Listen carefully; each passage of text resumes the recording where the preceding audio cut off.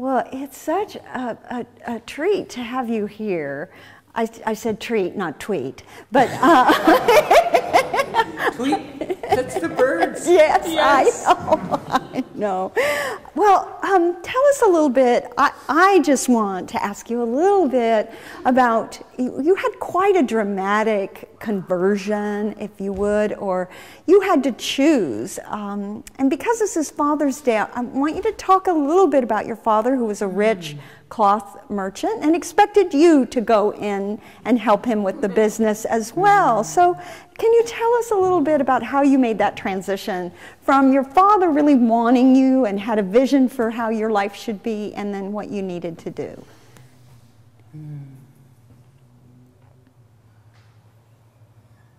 I had such a wayward youth.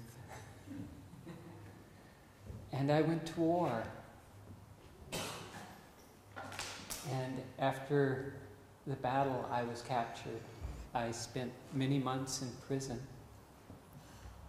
And in prison, I met my true father.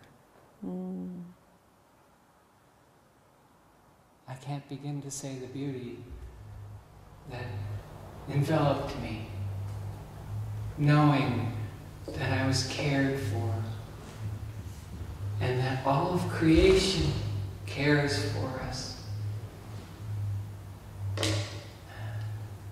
Our Father speaks such true words if we will only listen.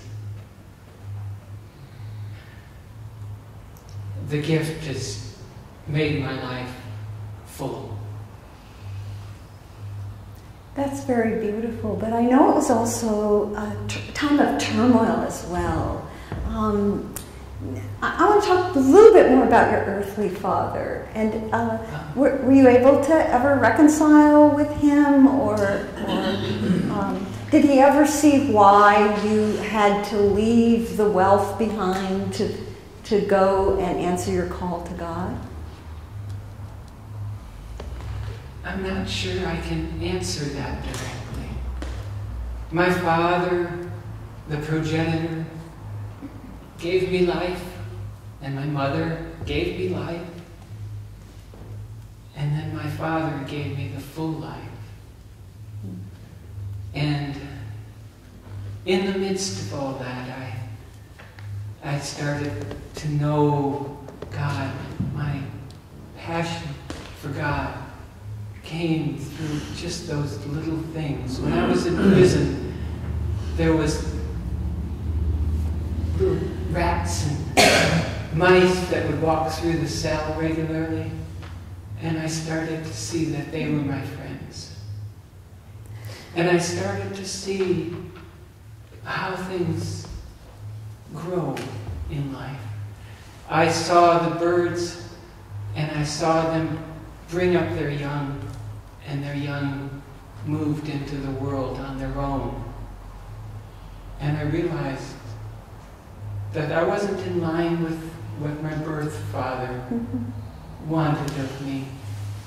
And he wanted the best for me. He wanted good life for me. But my real father wanted so much more, and I had to be myself.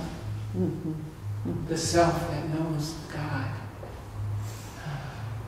You were raised in so much abundance, and then went and lived in such poverty, living a life as a traveling beggar, traveling preacher.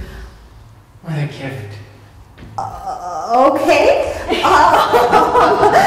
Not many of us step into that kind of radical life but you saw it as a joyous adventure. Is that correct? Oh, it is. It is. I have so little to care for. I have so little to nourish. I can nourish my friends through the word that comes to me and that comes to them. God still speaks in all of us. And when you let go of all those belongings, that's the true gift. Could you speak again at our time of offering? That would be really nice. Let go. I've done that before. Have you? Have you? Yes. nothing, 1/10. It's nothing. Nothing.